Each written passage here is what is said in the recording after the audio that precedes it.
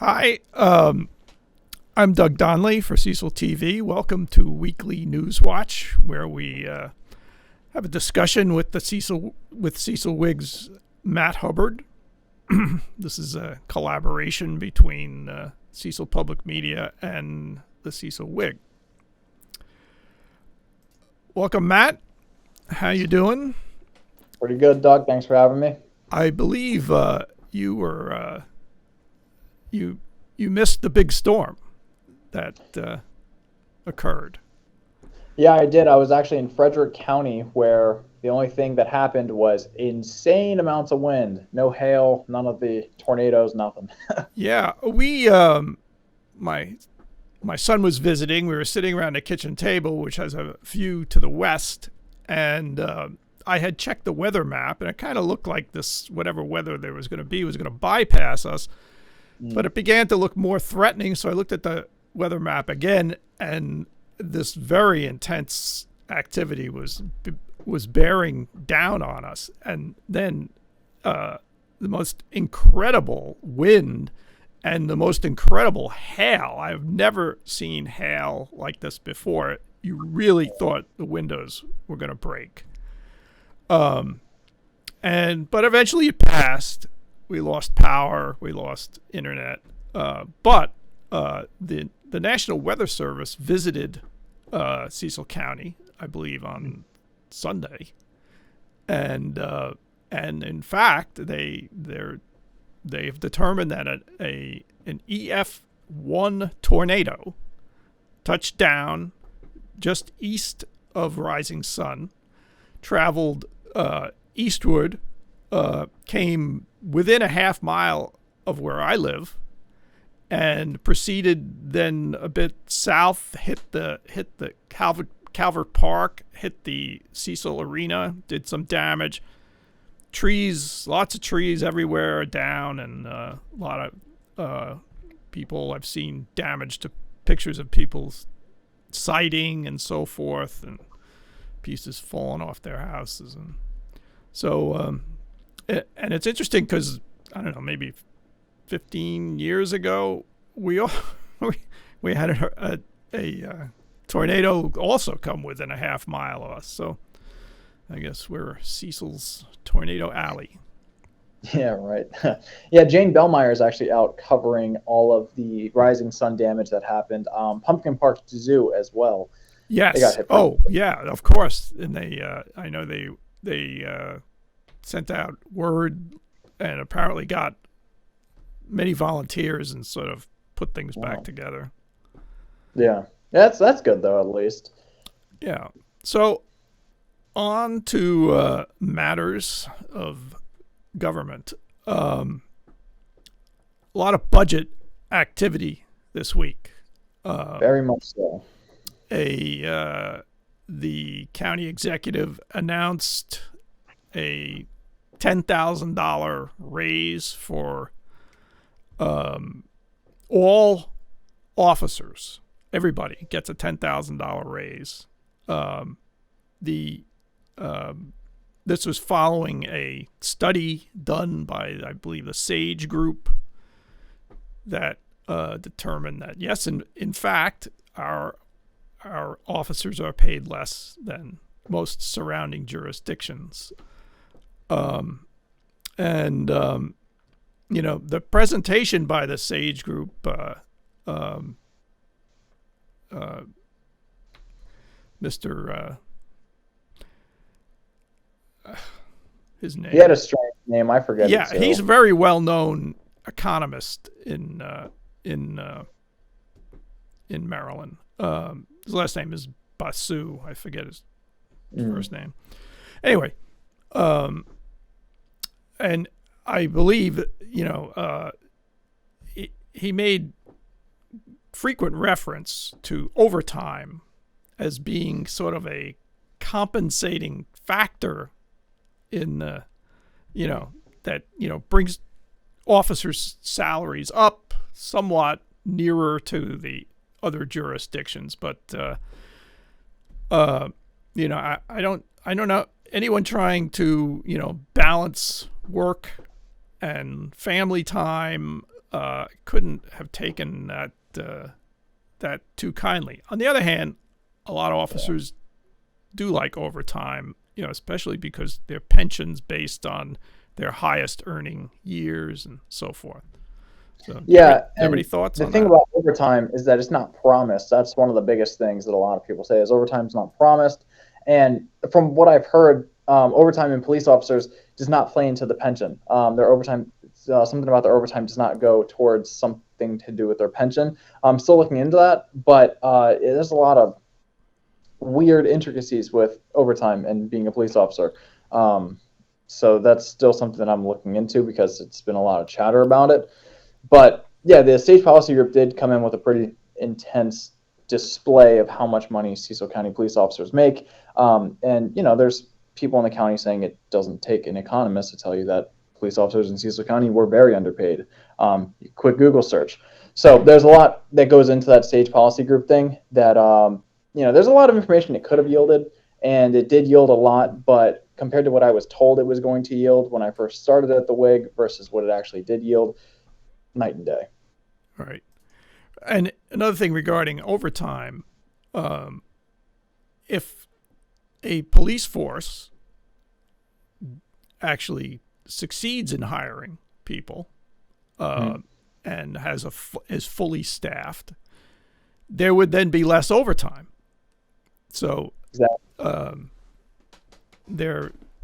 I guess it's there's numerous factors to be weighed. Anyway, I guess it's good. They're going to get more money. Yeah.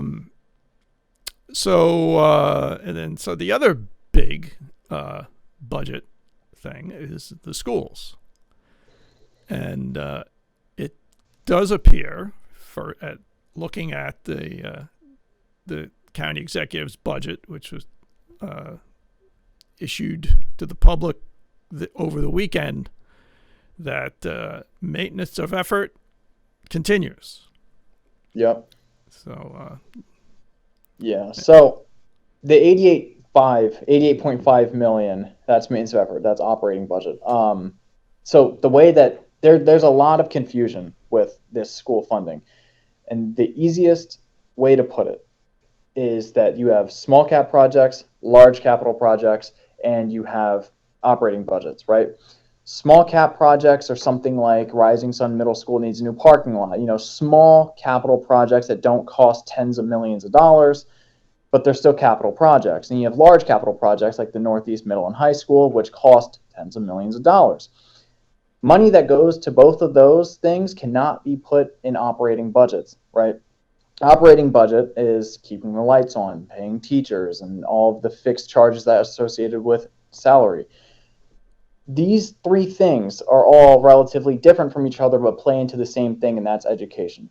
The county looks at this as record funding because they're saying this is the highest investment made into education, so that umbrella of everything underneath of it.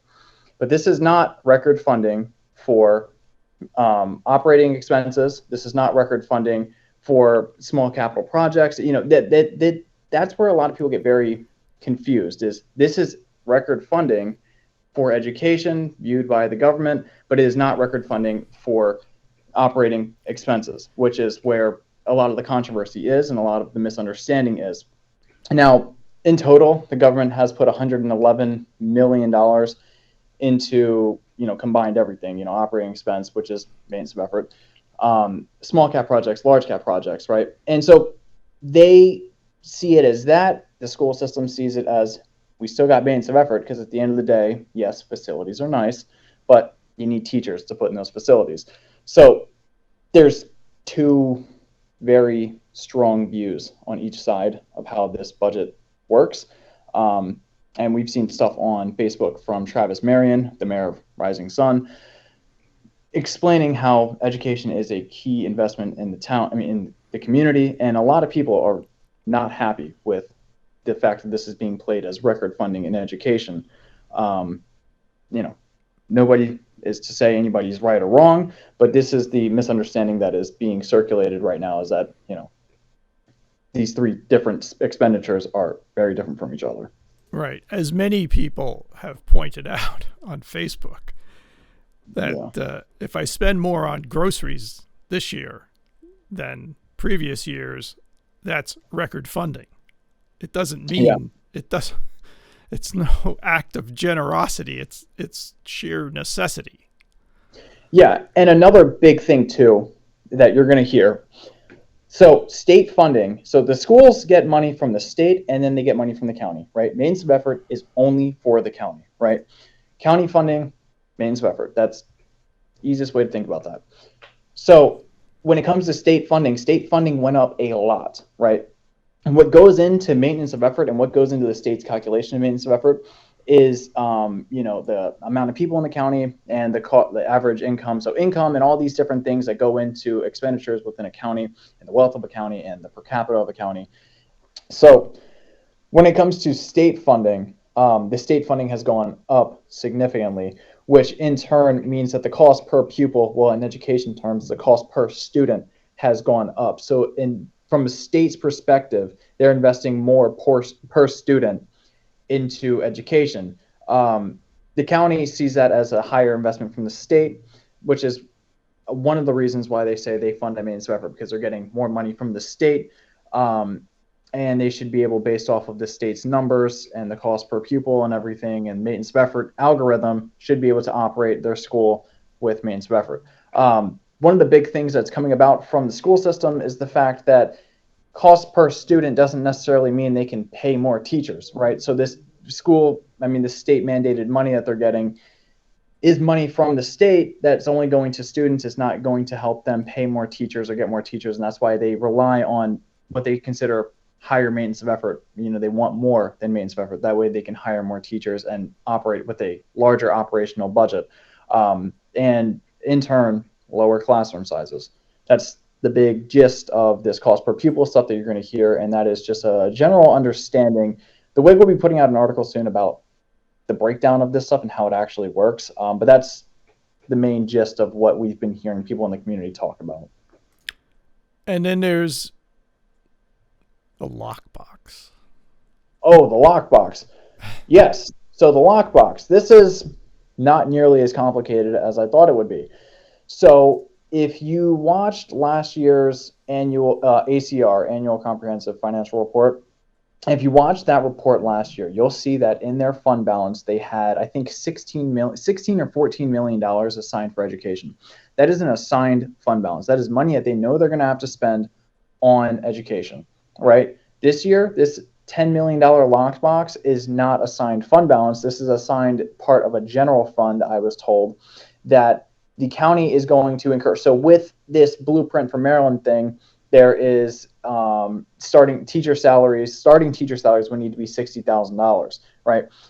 In turn, people who are in higher position, like tenure teachers, will also need raises, right? This is going to raise the floor for how much money the county needs for its school's operational budget, right? This is something that would typically be paid through tax increases, right? So to avoid tax increases, what the county did was they put $10 million of their not assigned fund balance. They put $10 million of its general fund into this lockbox. That way, when they have these gradual increases in school operational costs, they can just take from this $10 million pool and they can front it. That way they can actually pay for these increases that this county will incur from Blueprint, which is a state mandated plan for education. It is interesting that the county had announced a $100 million reserve or overage or whatever, surplus. Yeah. That a $100 million surplus means that they taxed more than their revenue, right? So yeah, and they only spent 97% of last year's budget also. Right. So in a way, though, they can say it still comes from taxes. It's just sort of a forward-looking taxation in a sense. All right, so the budget has come out, and in it are some tax reductions. There's a income tax reduction, but there's a property tax reduction that they estimate at about 2 cents per $100 of assessed value. So at the that means for an average valued house in Cecil County, which is $275,000, that works out to $55 per year of tax reduction, which following the McDonald's approach to budget analysis is, gets you a value meal once a week. The other piece of this that people maybe delight in is that there's going to be a $20 million refund to people. Now, it's not necessarily going to everyone. It's going to people whose houses are, I believe they are improved or somehow. Does that, I'm not sure what that means. Does that simply mean that their tax assessment went up? I don't know. Yeah, there's room for questions there. Right. But the question I have is, if that $20 million is a line item on the budget, does it fall under the fair game of the council to reduce it, move it? The few things they are allowed to do under under charter government. So that's a question. Anyway, tomorrow night it all begins. The county executive introduces her budget, and the hearings begin, starting with the school system. So it's going to be a busy time. I tell you, I just did a run through of everything we have to do for the week. There's some big articles coming out of the Whig this week specifically. Obviously, I got quotes from Dr. Lawson, the Director of Administration, on this maintenance of effort funding and a whole breakdown of how that's working. There's going to be a breakdown of the budget once I get a few questions clarified from the government. And then whatever happens tomorrow night is coming out. And then there is a very big article coming out on Friday that has to do with salaries of county officials, not just on the government side, but the Board of Education as well. And that is going to be a relatively interesting article because the Whig has not done work like this in a very long time. So this is a very big update for how much your local officials will be making. That's good. I look forward to seeing that. It's interesting. Yeah. All right. Well, that's all I have. But people, remember, you can watch these hearings and meetings on by going to ccgov.org. There's a lot to be learned in these hearings, not just the school board, but all of the county agencies. You get to hear what it is they do for their money, basically, and so there we go. And I just want to point out that Matt and I we didn't plan on both wearing blue shirts with yellow stripes. Yeah, right. So. But okay. All right, Matt. So until next week. Thanks a lot. For sure. Thanks. Have a great day. I'll see you. Yeah, you as well. Awesome.